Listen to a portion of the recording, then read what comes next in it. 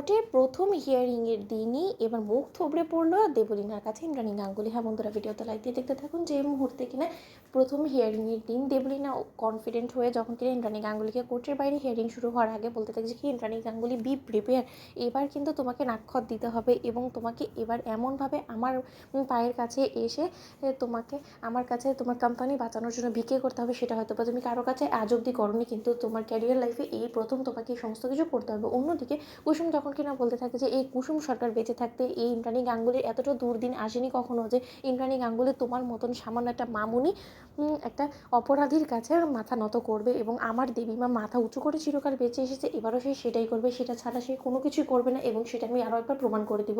অন্যদিকে দেবলীনা বলতে থাকে সেটা তো তুমি তখন করবে যখন কিনা তুমি নিজেও কোনো কিছু বলার মতন আর তোমার মুখ থাকবে। তুমি এবার শুধু দেখো আজকে হিয়ারিংয়ে কীভাবে তোমরা মুখ থুবড়ে পড়ো সকলের সামনে এবং এই রায়টা যে আমার পক্ষে আসবে সেটা খুব স্পষ্ট। ঠিক সেই সময় হিয়ারিং শুরু হয়ে যাওয়া মাত্রই যখন কিনা পাল্টাপাল্টি অভিযোগের ভিত্তিতে এক পর্যায়ে ইন্দ্রাণী গাঙ্গুলি হায়ার করা সেই অ্যাডভোকেটের কাছে যখন কিনা কোনো কিছুই বলার এবং প্রমাণ করার মতন কোনো কিছু আর অবশিষ্ট না থাকার ফলে যখন কিনা ইন্দ্রাণী গাঙ্গুলিদের পক্ষের অ্যাডভোকেট বলতে থাকে যে দেখুন ম্যাডাম, আমার কাছে না তো কোনো রকম কোনো এভিডেন্স আছে যে আপনারা যে কথাগুলো বলছেন সেটা আদৌ লিগাল কিনা এবং আপনারা যে লোগোটা ইউজ করেছেন সেই লোগোর মধ্যে যার চোখ সেই মানুষটা সম্পর্কে আপনাদের বিন্দুমাত্র কোনো ধারণা নেই এবং এই মানুষটার আর চোখ দুটোর ছবি যে তুলে নিয়েছিল সেও এখন আর পৃথিবীতে বেঁচে নেই। তাহলে আপনি আমাকে একটা কথা বলুন তো, আমি কী করি বা হাজারবার গলা ফাটিয়ে চিৎকার করেও আমি আদালতে যদি বলি তাতেও তো কেউ কোনো কিছু করতে পারবে না। অবশেষে কী হবে, আমার হাত থেকে কেসটা ছুটে যাবে, এছাড়া কোনো কিছু না। আমি আমার যথাসাধ্য পরিমাণে চেষ্টা তো চালিয়ে যাচ্ছি। এখন আপনারা আমাকে ভুল বুঝলে আমি কী করতে পারি বলুন তো।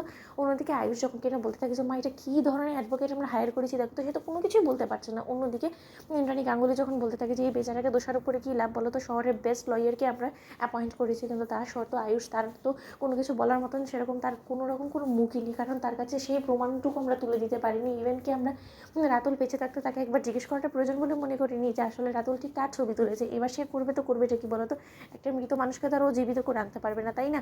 অন্যদিকে যখন কিনা দেবলীনা বলতে থাকে যে তোমাদের ঘরের মধ্যেই যে একটা সাপ আছে যে কিনা তোমাদের খেয়ে তোমাদের পরে তোমাদের কি ছোল দিচ্ছে সেটা তোমরা বুঝে ওঠার আগেই আমি কেস জিতে গিয়ে আমি এই কোম্পানির লোগো থেকে শুরু করে সমস্ত লিগাল রাইটস পেয়ে যাবো এবং তার পরবর্তীতে তোমাদের এগেনস্টে আমি লিগাল অ্যাকশন নেব এবং ইন্দ্রাণী গাঙ্গুলি এবার তোমার নথি স্বীকার করা ছাড়া তোমার কাছে কোনো রকম কোনো উপায় আর অবশিষ্ট নেই। এবার তুমি কোথায় যাবে বলো তো।